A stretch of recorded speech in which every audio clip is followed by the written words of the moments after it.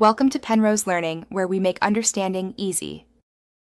You start by confirming prerequisites and then sign in. Open Settings and tap your name. Make sure you're signed into your primary Apple ID. Once done, verify the alternate email in your Apple ID account page or the verification message. This prevents delays. Make sure device is on Wi-Fi and iCloud messages is enabled.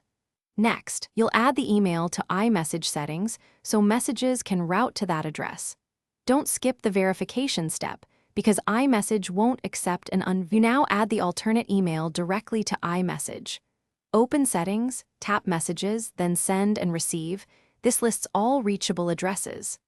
Tap Add another email, type the alternate address and follow the verification email. Once you verify, return here.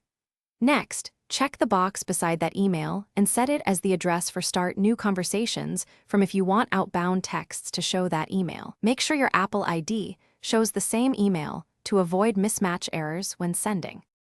Finish by confirming delivery and testing. Send a message to someone and verify the from address shows the alternate email. If not, toggle iMessage off and on, then restart your device. Once done, sign out of your Apple ID and sign back in if activation stalls. This refreshes server settings. If verification emails didn't arrive, check spam and your Apple ID account for pending verification. One key troubleshooting tip: sign out of iCloud on other devices that might claim the address, then repeat the steps. Thanks for watching. If this was helpful, leave a like and consider subscribing. See you next time.